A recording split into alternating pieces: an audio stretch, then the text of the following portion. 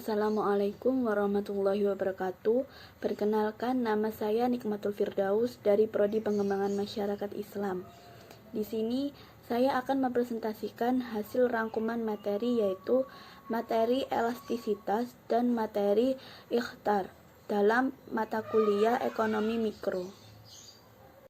Baik, di sini saya akan menjelaskan materi yang pertama, yaitu materi elastisitas. Elastisitas merupakan konsep-konsep pengukuran yang menunjukkan sampai di mana besarnya respon apabila jumlah barang yang diminta maupun jumlah barang yang ditawarkan mengalami naik turunnya harga. Konsep elastisitas terdapat bermacam, yaitu pertama, elastisitas permintaan. Elastisitas permintaan yaitu persentase perubahan jumlah barang yang diminta akibat terjadinya perubahan harga barang itu sendiri. Jadi, elastisitas permintaan digunakan untuk mengukur besarnya kepekaan jumlah barang yang diminta akibat terjadinya perubahan harga. Untuk menghitung elastisitas permintaan terdapat dua cara, yaitu dengan cara elastisitas titik dan elastisitas busur. Kedua yaitu elastisitas penawaran. Elastisitas penawaran yaitu persentase perubahan jumlah barang yang ditawarkan akibat terjadinya perubahan harga barang itu sendiri. Elastisitas penawaran ini sama halnya dengan elastisitas permintaan, yang dimana mengukur besar persentase perubahan jumlah barang. Tetapi elastisitas penawaran ini mengukur jumlah barang yang ditawarkan akibat adanya perubahan harga barang yang bersangkutan. Rumus untuk menghitung elastisitas penawaran ini sama halnya dengan rumus elastisitas permintaan yang menggunakan rumus elastis busur. Yang membedakannya hanya pada kuantitas barang. Ketiga, elastis silang. Elastis silang yaitu persentase perubahan jumlah barang yang diminta akibat terjadinya perubahan harga barang lain, di mana elastisitas silang ini mengukur besarnya perubahan permintaan suatu barang jika harga barang lain yang berubah.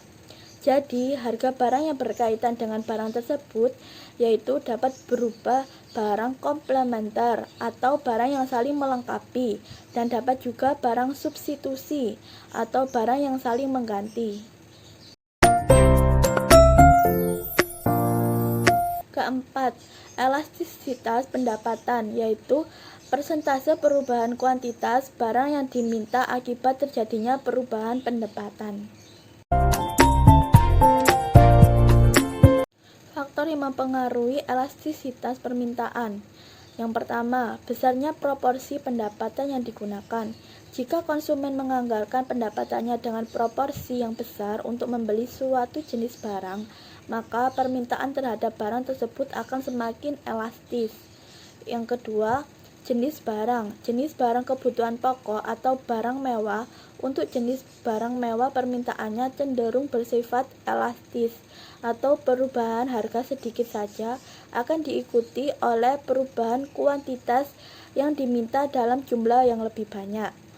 Tetapi untuk barang kebutuhan pokok permintaannya cenderung bersifat inelastis, atau perubahan harga tidak banyak terpengaruh terhadap perubahan jumlah.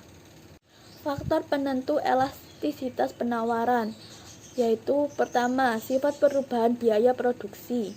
Penawaran yang tidak elastis jika kenaikan penawaran atau supply dilakukan dengan biaya produksi yang sangat tinggi.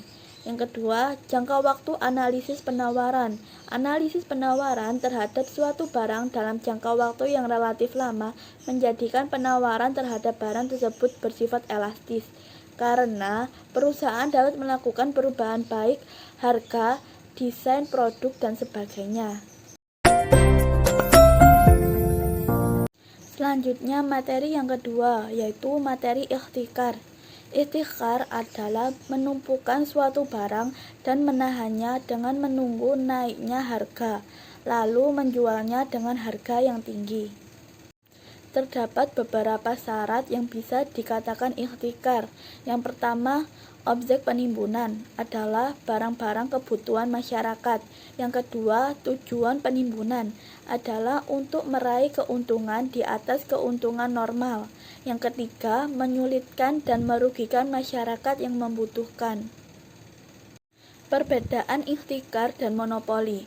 Ihtikar seringkali diterjemahkan sebagai monopoli karena ihtikar dan monopoli mempunyai ciri-ciri persamaan, padahal sebenarnya ihtikar tidak identik dengan monopoli. Ihtikar adalah menimbun barang dagangan sehingga langka di pasaran dan menjualnya dengan harga yang berlipat kali ganda keuntungannya. Sedangkan monopoli adalah satu-satunya penjual tanpa ada pesaing.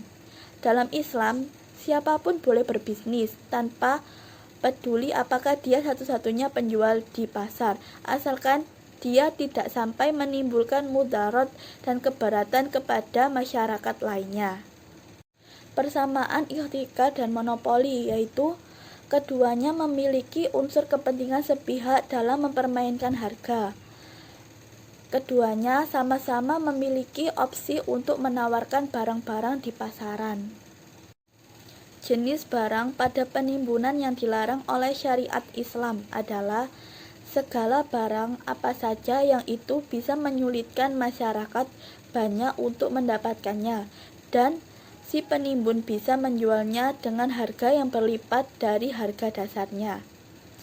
Mencari keuntungan berlipat ganda dengan merugikan orang lain. Waktu yang diharamkan melakukan penimbunan.